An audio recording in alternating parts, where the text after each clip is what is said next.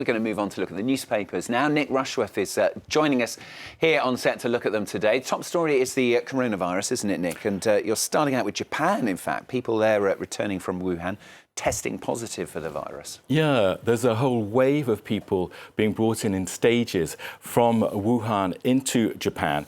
And 3 people were among more than 206 to be exact, who were brought back on Wednesday. Now, an opinion piece in the Japan Times is not kind at all to the Chinese authorities there. The headline, it's a comment piece. The coronavirus is a disease of Chinese autocracy. Now, it criticizes Beijing for spending more time convincing the public in China and in Wuhan that everything is going according to all their plans. We've seen a huge media operation, haven't we, around all the things they're doing. But not enough time is actually going into doing what is necessary, according to this piece. Now, it condemns what it calls, and I quote, the pathological secrecy of the Chinese authorities. And it points out that the first case was reported on the 8th of December, and it was only weeks later when we saw actually official notification from the Chinese authorities. So a long list of anger against Beijing there. Of course, that's not the message in the Chinese press that you found. The China Daily has a headline as that coronavirus multiplies.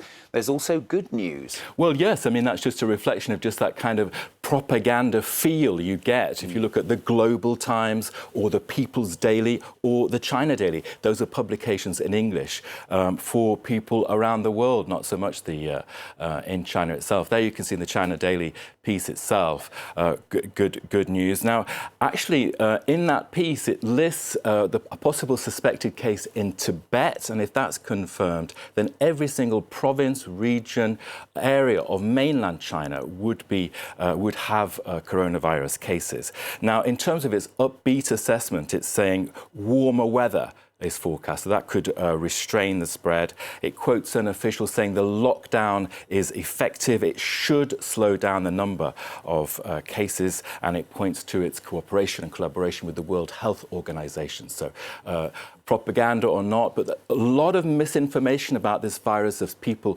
panicking. How do you register it in your mind, place it in your mind? Yeah, well, let's hope that optimism is justified, at least. This story, it's front-page news here in France as well, of course, with concerns about relations with China. Well, it's front page of Le Figaro, which is talking about evacuations from Wuhan of French people. Again, a number of 200 people coming from the city in China. It quotes a diplomat from a European country saying Chinese authorities are dragging their feet and increasing bureaucratic obstacles. Now, it's reporting France and Germany are struggling to get permits, the necessary permits, to land in Wuhan to continue evacuations. Le Figaro arguing on its front page this Thursday that the Chinese authorities are reluctant to organise an evacuation, believing it would make them lose face internationally and would question their ability to manage the crisis. Let's flip over to the Business Daily, Les Echos here in France, which is talking about the hit the global economy could take. And it says that the real fear among business people in France is that China would cut itself off from the world. Obviously, it's a main player now in the global economy, but Les Echos there pointing out that the Wuhan region is a centre for telephone and TV screen manufacture and production. The city itself is home to the country's largest designer and manufacturer of memory chips. Every angle you can take that's out there in terms of this virus. What a surprise. Let's move on to something different. There's just a day remaining before what some are calling Britain's Independence Day, of course. Nick's been looking at the British papers for us. Well, surprise, surprise. I looked at all the red tops. I thought, this is easy. The Sun, the Daily Mirror, and nothing. Really? Daily Star, nothing. Okay. They're obsessed with celeb news and the latest... Perhaps they're saving it up for tomorrow. They have their special coverage. Yeah. So I actually opted to go to the New European, which is not a well-known paper, and unfortunately it was launched in July 2016. Not exactly the best moment to launch a magazine called the New European, when only days earlier Brits by 52 to 48 had said we're going to leave the European Union.